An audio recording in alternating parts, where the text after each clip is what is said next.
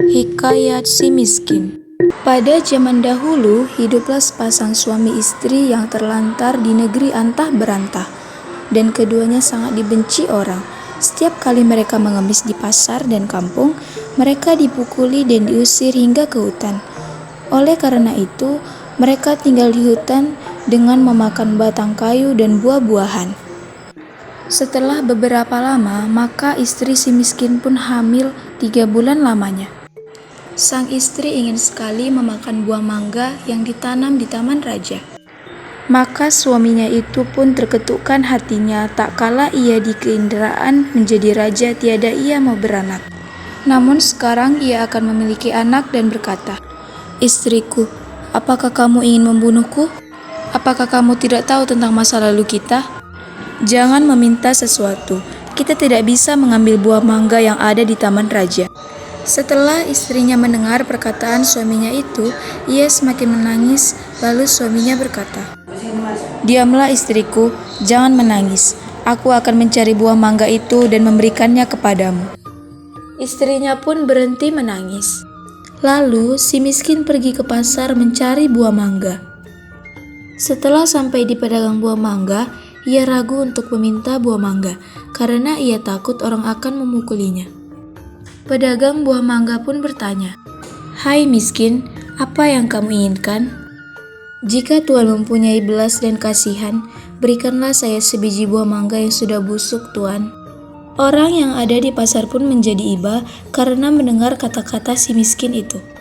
Lalu orang yang berada di pasar tersebut memberikan si miskin buah mangga, makanan, dan bahkan pakaian, serta buah-buahan lainnya.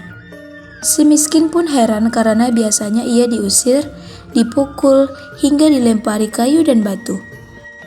Setelah ia berpikir seperti itu di dalam hatinya, ia pun pergi ke hutan untuk menemui istrinya. "Istriku, ini buah mangga, makanan, pakaian, dan beberapa buah-buahan." Kemudian, istrinya menginjak-injak apa yang diperoleh si miskin tersebut, sambil menceritakan apa yang terjadi. Istrinya pun menangis dan tidak mau makan jika bukan buah mangga yang ditanam di taman raja. "Biarkan saja aku mati." Si miskin pun sangat terpukul melihat perbuatan istrinya. Kemudian ia pergi menghadap Maharaja Indradewa yang saat itu sedang mengadakan pertemuan raja. Lalu ia pun masuk ke dalam dan Baginda Raja pun berkata, "Hai miskin, apa yang kamu inginkan?" Si miskin pun menjawab sambil bersujud, "Tuanku, ampunilah hamba. Hamba datang ke sini ingin meminta buah mangga yang sudah jatuh ke tanah, Tuanku." "Apa yang kau inginkan dengan buah mangga itu?" "Untuk dimakan, Tuanku."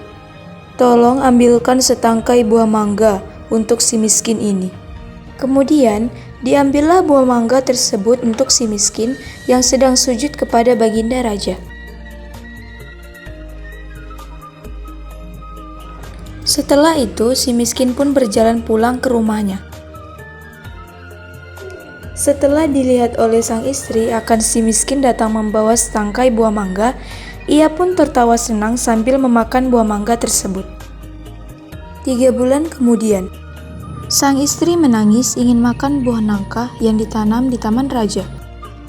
Dengan cara yang sama, si miskin pun mendapatkan buah nangka yang ditanam di taman raja untuk istrinya yang sedang mengidam itu. Selama istri si miskin hamil, banyak makanan, pakaian, beras, dan peralatan yang diberikan kepadanya. Pada waktu yang baik dan tepat, pada malam hari 14 bulan itu, bulan bersinar terang. Kemudian, pada waktu itu juga, istri si miskin melahirkan seorang anak laki-laki yang sangat baik dalam penampilan dan tampan. Anak itu diberi nama Marakarma, yang artinya anak di dalam kesulitan. Dengan takdir Tuhan Yang Maha Esa melimpahkan kepada hambanya, si miskin pun menggali tanah untuk membuat tempat tinggal untuk keluarganya. Ketika ia menggali tanah untuk menancapkan tiang, ia menemukan telaju besar yang berisi banyak emas. Istrinya pun datang untuk melihat dan berkata, "Emas ini tidak akan habis sampai anak cucu kita, suamiku." Ia pun menjadi kaya dan membeli barang-barang kebutuhannya. seperti kendi, utar-utar, pelana kuda, keris, dan sebagainya.